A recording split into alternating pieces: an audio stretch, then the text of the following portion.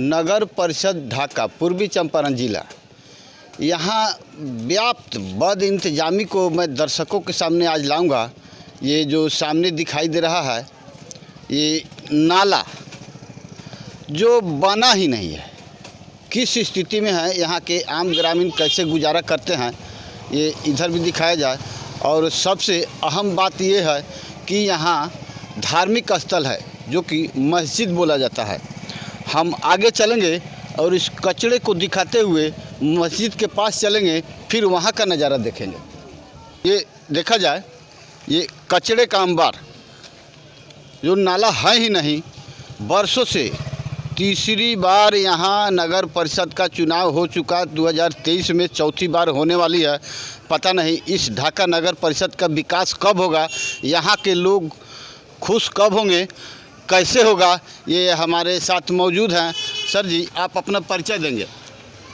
हम तो यहीं ढाका के स्थानीय हैं, हम पार्टी के प्रखंड अध्यक्ष हैं। जी। तो ये ढाका नगर परिषद में ये कितना नंबर वार्ड है? ये 18 नंबर वार्ड है। आप कौन वार्ड के? हम भी 18 ही नंबर वार्ड के वासी हैं। यहाँ पर हमारा घर है जी। और इस नाला को लेकर जी हमने आज 5 वर्षों से इसमें पहल कर रहे हैं जी। और जो भी हाकिम यहाँ आते हैं और जो भी कार्यपालक पदाधिकारी आते हैं हम उनसे मिलते हैं जी। और वो कुछ ना कुछ इनका वो साफ सफाई करवा देते थे जी। लेकिन अभी जो कार्यपालक पदाधिकारी जो अपने पद पर बने हुए हैं जी जी। उनसे हम 10 बार इस मैटर को लेके जाके हमने बताया और आवेदन भी किया जी। और यहाँ पर देखिए धर्म स्थल मस्जिद भी है जी जी। आने जाने को कितना कष्ट है, रोड पर भी पानी ये उपट के बह रही है जी। तो हमने 10 बार संपर्क किया, आवेदन भी दिया और 26 जनवरी को एसडीओ साहब ढाका के सामने मैं वहाँ झंडा तोलन के बेर मैं गया था, वहाँ बताया था एसडीओ साहब के सामने में कि आप वहाँ पर काम नहीं किए, उसका सफाई नहीं कराए, रोड भी जाम रहता है। तो वहाँ भी आश्वासन मिला कि हम करा देंगे, लेकिन ये आदमी कराया कुछ नहीं। आज तक पलट के ये आदमी जो ढाका कार्यपालक पदाधिकारी है देखने तक नहीं आए हैं। मैं इस बात को लेकर बहुत चिंतित हूँ और मैं चाह रहा हूं कि ये अफसरशाही पर मैं विचार कर रही है हम पार्टी कि आज मैं एसडीओ साहब से मिलूंगा और मिलकर उनको सारे हालात का जायजा बताऊंगा और इसके बाद हम पार्टी 1 हफ्ता के अंदर अगर इसका समाधान नहीं हुआ तो धरना प्रदर्शन के लिए गांधी चौक पर हम पार्टी प्रदर्शन करेगी।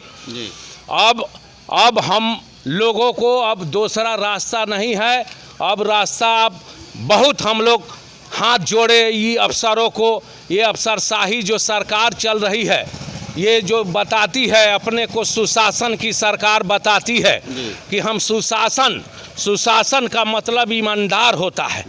तो ये कितना ईमानदार सरकार चल रही है जो आपके सामने है। आप भी मीडिया के लोग हैं, सही बात को उठाइए कि ऐसे अच्छा तो पहले की सरकार थी कि इस तरह का अफसरशाही नहीं था।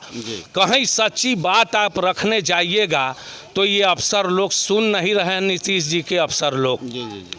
तो मैं बहुत चिंता में हूँ इस लेकर और ढाका में जितना समस्या है, जहाँ कहीं नाला नहीं है, कहीं रोड नहीं है, कहीं पानी गिराने का जगह भी नहीं है। अब आदमी करे तो क्या करे, इस तरह के मंजर में हम लोग फंसे हुए हैं। अब इसलिए मैं आज सुशासन के सरकार को, अफसरों को आज जाके मिल के बताऊँगा और इसके बाद मैं 1 हफ्ता में धरना प्रदर्शन का हम इस पर ऐलान करूँगा, हम पार्टी करेगी।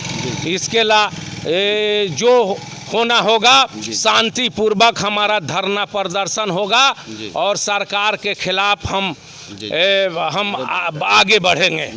और आपका जो विषय है, मैं देखा हूँ कि अनुमंडल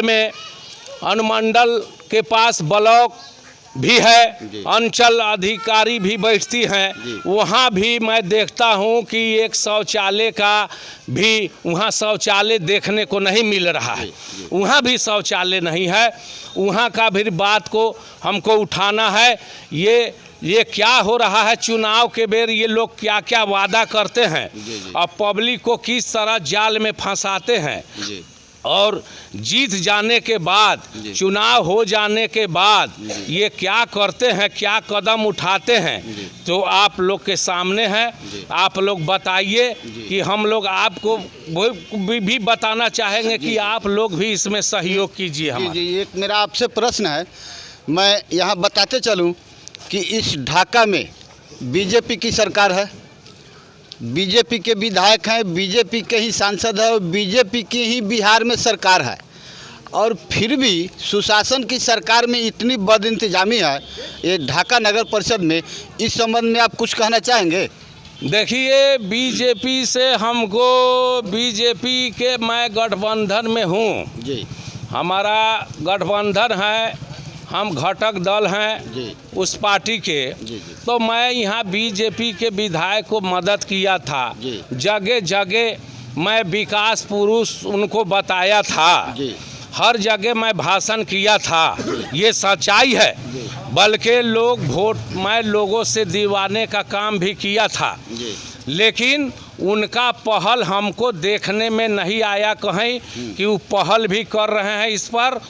तो मैं इस पर यही बात बताना चाहता हूँ कि अफसर के साथ उनका भी हम देखते हैं कि अफसर को वो सहयोग कर रहे हैं अफसरशाही में। अच्छा। और अफसरशाही जितना बढ़ा है उनका भी सहयोग है। नहीं तो विधायक स्थानीय अगर चाहे तो क्या नहीं होगा, लेकिन उनका ध्यान नहीं है इस पर। सफाई क्लियर बात यही है। तो मैं आपके माध्यम से बता देना चाहता हूँ कि आप पीछे हटो।